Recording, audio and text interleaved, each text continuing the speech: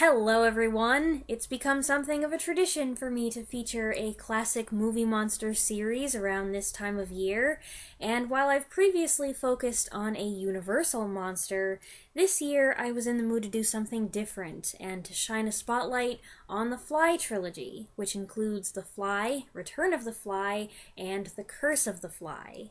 And if you didn't know that there is a Fly trilogy, well, this will be informative.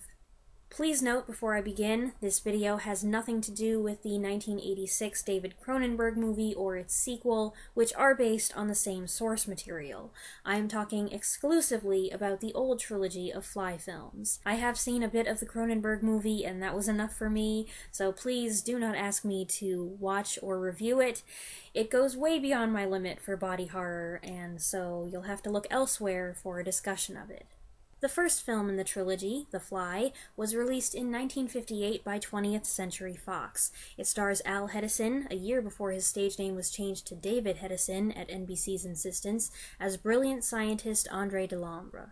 Patricia Owens co-stars as his wife Helene, with Vincent Price as his brother Francois, Herbert Marshall as Police Inspector Charras, and young Charles Herbert as Andre and Helene's son Philippe. The movie starts with a grisly discovery of a man's body crushed in a hydraulic press.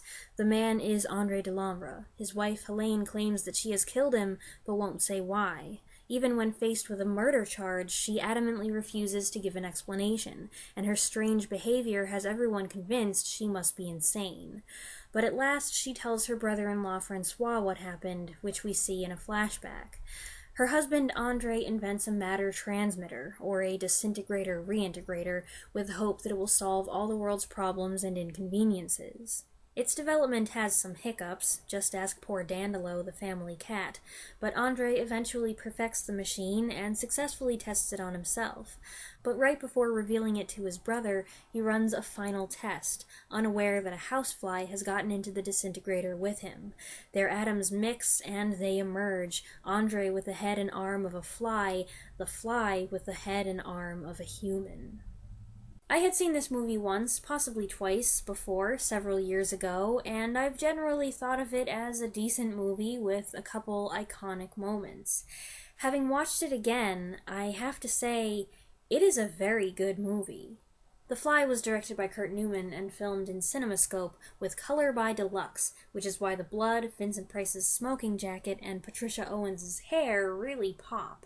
The picture's great, as is the stereophonic sound. Some scenes feature a buzzing that alerts the paranoid characters and the audience to the presence of a fly in the room, which is a nice effect. And the rich score by Polish-born composer and violinist Paul Sautel is a fine composition with a noteworthy main theme and love theme.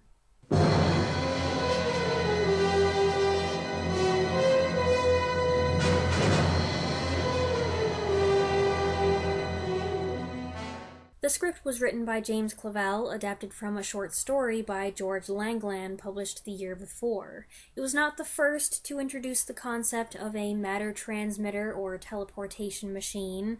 According to what I found on the internet, the idea appeared at least as far back as 1877 with the publication of The Man Without a Body, a surprisingly light-hearted short story by Edward Page Mitchell in which a scientist uses such a machine on himself with unfortunate results.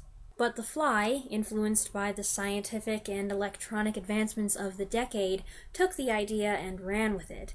It became the first really prominent use of such a machine in a work of science fiction and continues to be one of the most well-known, though of course the Star Trek transporter, which came along 8 years later, is the most famous matter transmitter to date. That said, I think of this movie as only one part science fiction. It's also one part mystery, the first act, and one part horror, the final act. The horror is mostly of the subtle variety, often operating on the power of suggestion. You see blood on the press, but not the body. Following the incident, Andre keeps his head covered so you can't see him drink, but you hear a strange sucking noise. It's ominous, as is the sight of a closed door and the alarming silence behind it, and Helene's rising desperation as she fails to catch the fly with a white head. The fly won't give away its money shot too soon, making us wait for it, and the longer Andre keeps his head covered, the more anxious we are to see what's underneath. It's a whopping 73 minutes before the reveal, at which point you get the famous fly vision shot.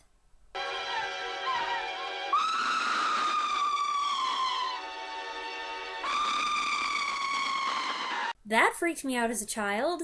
They don't show us too much for too long, which is smart, because otherwise familiarity might spoil the effect. As it is, the reveal is shocking, and the headpiece design sufficiently convincing, but not so horrific that it can't be compelling. And it has to be, because this story is also a tragedy.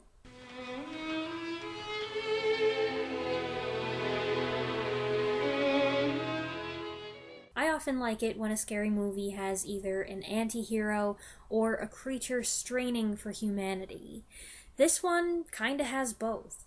Andre Delambre is a happy man with a wife and a little boy and a solid reputation as an inventor. He has only the best of intentions. He's not a mad scientist, and this isn't a story about a man trying to defy the rules and play God. If anything, his flaw is that he's too hasty, too eager. Afterward, Francois says that for one instant, Andre was careless. The consequence of that one instant is this freak accident. Andre begins to lose his power of reasoning and his ability to think and write. He struggles to hold on to that human part of him, knowing that time is running out, and he resolves that if they can't find the fly, he must destroy himself and all evidence of what he's done. I find this section of the film surprisingly moving. Hedison conveys so much frustration and despair through small actions and posture. The most heartbreaking moment comes when Andre forces himself to scrawl a final message to Helene on the chalkboard. The pathos of this character and the sincerity of Hedison's performance and the compassion of Owens's performance elevate the movie to another level. But let's not forget about Price and Marshall. Vincent Price and Herbert Marshall are always a pleasure to see, lending anything they appear in an additional measure of elegance. Marshall didn't typically do this kind of film, but he's as gracious as ever here. He shares several scenes with Price, lucky for us, and their cultured accents and gentlemanly presence also help take the movie up a notch. Here's some famous behind-the-scenes trivia, so delightful it bears repeating. In the climactic scene when Francois and Charras discover the fly, they're supposed to be deadly serious, shocked and disturbed by this abomination. But they couldn't do it. Price and Marshall kept cracking each other up. They'd go to film the scene, and one of them would start, and then the other one. It took forever to get a convincing take, and they only managed that by facing away from each other. I think a good scary movie should leave you with an iconic image, a unique moment that burns itself into your memory. The Fly, in my opinion, has two of these. One is the reveal with the fly vision, and the other is this, the fly with Andre's head, caught in the spider's web and screaming, "Help me! Help me!" It's an effective climax, especially if shock is what they were going for, and I think it is.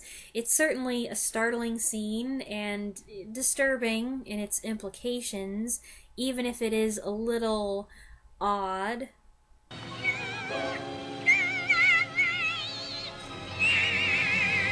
The 1950s gave us a lot of monster movies and science gone wrong movies, and they're not all created equal. But I think The Fly is one of the better ones.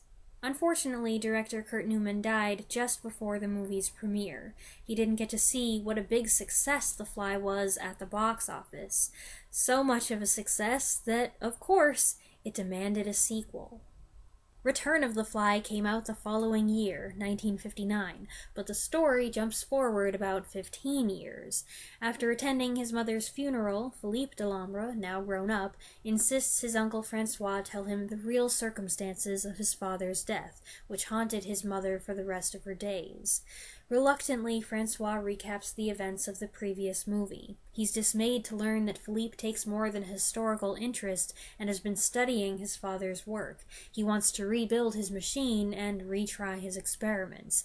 But, he says, I won't be careless. Philippe goes ahead with his plan against Francois's wishes, and like his father before him, he has to deal with some setbacks, namely a giantism flaw where reintegrated objects come back a much larger size. Philippe doesn't know that his partner is planning to steal the invention and sell it. When he catches him in the act, they fight. Philippe gets knocked out and dragged into the matter transmitter, and just before disintegrating him, his enemy tosses in a fly. When he's reintegrated, he comes back like his father did, only now with an even bigger fly head and a large fly arm and foot. Return of the Fly was written and directed by Edward Burns, who did a lot of Three Stooges films, but had also recently directed World Without End and Queen of Outer Space. One of those movies is better than the other. Again, they filmed in CinemaScope, but because the budget was smaller, they made it in black and white. The first time I saw these two movies, and this impression has perpetuated for all these years, I came away actually preferring the sequel to the original. I felt it was scarier, and the black and white worked to its advantage, and I liked that the monster, for lack of a better term, seemed to get more screen time. Now, I still think it has a spooky atmosphere and a good story with some suspenseful scenes, but at least this time around, I'm gonna do a reversal and say I like the first movie better. Brett Halsey plays grown-up Philippe, which is excellent casting. He really looks like he could be Andre's son. For a comparison, here's this photo of him and Hedison together. And might I add, I'm glad that they didn't call it Son of the Fly. That would have been too absurd. Philippe's clearly been affected by the traumatic events of his childhood, even if he was kept ignorant of the details. For reasons he doesn't understand, he hates flies and freaks out whenever they're around. But I don't find him to be as compelling a character as his father was. For one thing, he's got that movie scientist arrogance, which is unappealing. For another, there's one instance where he's kind of a jerk. He sort of threatens to blackmail his uncle into giving him more financial aid when Francois won't support what he's doing. Francois only agrees to help out of a sense of responsibility and a desire to prevent another disaster. So for a good chunk of the movie, I'm not exactly rooting for Philippe. And following his transformation, he goes after the men who did him wrong and gets his revenge, which is okay because those guys were bad, but that does make him seem like more of a monster. There are two moments, though, that win back this viewer's sympathy. One is when he regains consciousness and finds himself in the disintegrator and is absolutely terrified. The other is the scene in which he drags himself to his girlfriend's bedroom and desperately stretches his hand out to her. He lays on the floor so as not to startle her, but she still panics when she wakes up, until she registers that this thing is still the man she loves, and he's dying. I guess the fact that I do feel conflicted about Philippe could be seen as another point in the movie's favor. It does bring in an element of some complexity. Vincent Price, the only actor to reprise his role, gets top billing this time. In 1 year, he'd already become that much more of a star. His part was originally given more prominence, but the revised script made a lot of changes Price didn't like, including cutting his screen time down so much that he almost quit. Fortunately for Price fans, a compromise was reached, scenes were added, and Price stayed on. Return of the Fly also features David Frankham as Philippe's duplicitous lab partner, Dan Seymour as a mortician who sells stolen goods, and Danielle Demetz as Cecile, the housekeeper's daughter that Philippe is romantically involved with. Cecile is cute and she can scream in terror with the best of them, but she isn't given a whole lot to do. Still, the scene in her bedroom is one of the highlights, the hand-holding moment frightening but also bittersweet. Also joining the cast is John Sutton as Inspector Beecham, who we're told was involved in the old Delambre case. Sutton was brought in to replace Herbert Marshall, who had originally agreed to come back as Inspector Shadas, but had to bow out when he became sick following the death of his wife. The degree of this new inspector's loyalty to the Delambre family doesn't make as much sense, but you can't have everything. As it is, this was an interesting reunion for Sutton and Price, who'd worked together way back in 1940 on The Invisible Man Returns. They also both appeared in 1949's Baghdad and 1959's The Bat. It was my mom who pointed out that it must be a different actor playing Philippe after he goes through the disintegrator, and she was correct. Unlike David Hedison, Brett Halsey does not play his character before and after the transformation, probably because they wanted to factor in the so-called giantism flaw, and at 6'2", Halsey would still be shorter than Price. Ed Wolf is the uncredited actor and former circus performer who played Philippe as the Fly. At 7'4", Wolf towered over the rest of the cast, and when you add in the bulbous fly head, well, he was pretty big. This head design is noticeably different from the first one. What sticks out most, literally, are all the little hairs, and I imagine the headpiece was quite bulky considering how the chest component fills out the top of the suit jacket. It looks top-heavy, too. Notice that as Philippe moves, he keeps reaching up and either adjusting it or checking it. It's like me pushing my glasses back up when they slide down my nose. The fly leg is a nice addition that makes the stalking scenes even better. He limps along, dragging his fly foot behind him, and it makes a shuffling, scraping sound that his victims hear long before they see him.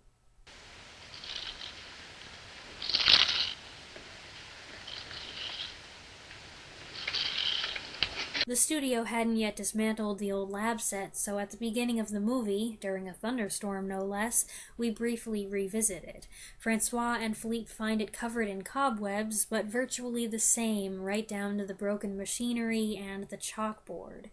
The sciencing, however, is done at Philippe's grandfather's mansion, which he's inherited and fitted with a new lab in the basement. This house put me in mind of the plantation-style mansions you see in certain Universal monster sequels of the early 40s. Return of the Fly does have a slightly slower start, what with the recap of the first movie for audiences who hadn't seen it in a year, but the review is smoothly done, and once it picks up its own story, it keeps it moving, and the criminal plot helps give it some extra spice. And I'm really glad they didn't have the Fly end up in the machine again by accident. That would have ruined the movie. Having it happen once was a tragic oversight. To have it happen again to the son would have been just ridiculous. And it's far more upsetting to have it put in there maliciously than for it to be just a coincidence. I must say that when I was younger, I thought this movie was much scarier than I do now. There are some disturbing images, like when a policeman is put in the machine and his atoms mix with those of a rat that hadn't been reintegrated yet, resulting in grotesque deformities for both. What's especially nasty is when the rat is crushed. But these things affected me more the first time I saw them. Maybe I've become desensitized, maybe the makeup and effects don't look as good to a jaded adult. They don't look as good in freeze frame, that's for sure. You can clearly tell that the policeman is wearing goofy rat-foot gloves and overshoes, and once you pop that bubble and see the reality, it's hard to unsee it. And I admit this made me giggle. So the scenes that were probably the scariest initially may have lost their edge. But the suggestion of these hideous mistakes, as well as the scenes of Philippe the Fly stalking his prey, and the visuals in general, are still effective. And if you're not terrified, it's still a good old scary movie, and it's probably more fun than the first one. It even has a happy ending. Though it does close with the implication that perhaps Francois, having gone through this ordeal twice now, might go mad. The third movie didn't come along until 1965, and it kind of follows the trend of other horror movie sequels I can think of with Curse in the title, where the movie's a bit removed from what the original was like, but it's the same family. The Curse of the Fly was actually a UK production, filmed at Shepperton Studios. It was directed by Don Sharp, who worked for Hammer in the 60s, and like Return of the Fly, it was filmed in CinemaScope, but done in black and white to stay under budget. The movie opens with a girl in her underwear bursting through a window and running around the woods in slow motion. Welcome to the 1960s. Carol Gray plays Patricia, a woman recovering from a nervous breakdown. She escapes from a mental hospital and is picked up by Martin Delambre, played by George Baker. Hold on, they changed the pronunciation of the name in the third movie from Delambre to Delambre. This really messes with my mind because I had a hard enough time getting used to saying Delambre, and now I have to remember to say Delambre. Anyway, within a week, Patricia and Martin fall in love and get married, even though they've told each other nothing about themselves. I don't have to tell you what a bad idea that is. Pat knows nothing about the matter transmitter that Martin is developing with his father Henri and brother Albert, and she certainly knows nothing about the problems they're having. Their attempts to teleport humans have yielded only failures, and those failures are kept locked up in cells out back. And there are other troubles. Henri just tested the machine on himself and successfully teleported from Quebec to London, but he wasn't left unscathed. And Martin is unwell, experiencing occasional attacks that require the administration of a mystery drug. He conceals this from Pat, which is pretty selfish of him, but I suppose if I were suffering from fly DNA in my system, I'd want to avoid telling people about it too. Unlike the first two movies, I'd only seen a small part of The Curse of the Fly before, and I've always distinctly remembered how chilling I thought it was. The movie opens with Sautel's Fly theme. That's how you know it's part of the Fly series, but the rest of the music was composed by Bert Schefter and includes a lot of romantic piano music. This is appropriate because two of the characters are former concert pianists, but it makes for an unsettling contrast with the nightmarish visuals. As the father, Henri Delambre, American actor Brian Donlevy receives top billing. The supporting cast includes a number of British actors: Michael Graham as Albert Delambre, Rachel Kempson, Mary Manson, with Burt Kwouk and Yvette Reese as the Chinese couple who work for the Delambres in the house and in the lab. Reese's portrayal is especially sinister, her severe character taking an instant dislike to Pat and eventually attempting to gaslight her. This later generation of Delambres seems especially unscrupulous the more you get to know them, and I'm not sure how much you're supposed to like or sympathize with them. Every great scientific advance is made at the cost of human lives. Success justifies small defeats. Small defeats? Martin and his father lie to Pat about their menagerie of failed test subjects and the existence of a first wife, and lie to the police when asked what happened to Judith and the two men who disappeared. In the final act, Martin goes on this spiel about how this machine is of such importance that it will override the horrible things they've done to people. Sorry, that clinches it for me. Judith was one of their failures, and I have to wonder, did she willingly agree to be their human guinea pig? Because the way they're running this whole operation makes me doubt it. It is kind of brilliant how the movie tricks you. Martin is kind and understanding and heroic. It's only when he insists to his father that it's okay that he went ahead and married Pat because she has no one who will come looking for her that you say, huh? By the way, I spent way too much time trying to figure out the generation conundrum. I had to give up when they referred to both Andre and Philippe as the grandfather. I guess it would depend on if you're talking about Martin or Henri, but I think they had a goof in there. They showed a picture of Philippe when they were talking about Andre. It's further complicated when the authorities confer with now former Inspector Charas, played by Charles Carson, who according to this movie is, I don't know, in his 80s, but by my calculation it's been about 60 years, and Charas, at least middle-aged in the first movie, should be well over 100 by now. I'm working too hard on this. Everybody on this property is affected by the family obsession with the matter transmitter, but Patricia is the true victim. She's just an innocent party who had the misfortune to escape from one mental asylum to another. The movie does a good job of holding back and making the reveal of the Delambre monstrosities a gradual thing, but it doesn't take long for Pat to find out she's been brought to a house of horrors. What I remember seeing before is the row of locked doors, Judith's deformed hand, and a quick, eerie shot of a mutated being in the darkness.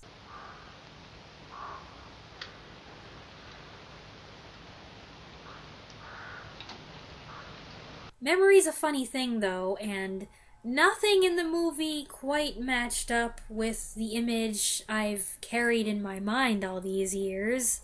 Some of the makeup is a little schlocky. Again, it's more effective if you don't scrutinize it too closely, but even if my imagination did make some embellishments over time, these visuals are still creepy.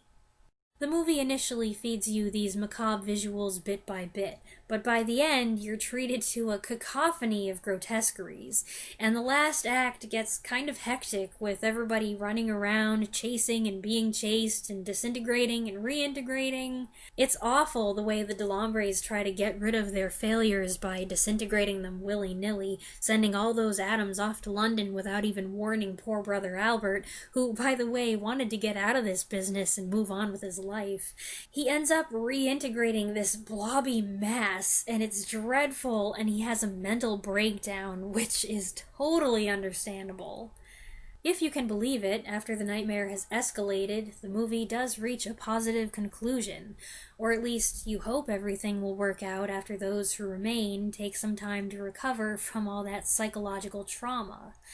But maybe they never will. Maybe the survivors will be haunted for the rest of their days, just like Helene and Francois and Philippe. And that's the Fly trilogy. 3 pretty different stories linked by an unfortunate family history and an invention. As of this moment, I like the first one the best. I think it has the most powerful story and is the most polished in its execution. But the second one is good too. Really, they're about on par with each other. And the third one isn't bad either. It's just different and more edgy. If you're looking for a 60s sci-fi movie with some yucky, kind of low-budget mutants, that might be the one you want. Each sequel seemed to evaluate how far the previous movie went and took things a little further in the grotesque department. So I guess it is the next logical step for the next take on the story, the '86 remake of The Fly, to be truly horrific. You can watch and compare all 5 movies together if you get the recent Blu-ray release from Shout Factory, or if you're not willing to go that far, there is the DVD release of the Fly collection, which only includes the 3 movies that I talked about in this video, plus a 4th disc of special features, and this nice little booklet of behind-the-scenes information. I've tried not to give away every little thing, so that if you feel inspired to check out these movies, there'll still be some surprises, and I certainly recommend at least the first 2. The third is more an optional continuation. With a little tweaking, I think it probably could have been a standalone film. It doesn't even have any flies. I hope that you enjoyed this video, and I'd love to hear what you think, so go ahead and share your thoughts on 1, 2, or all 3 of these movies if you've seen them in the comments below. I look forward to hearing from you, and as always, thanks for watching!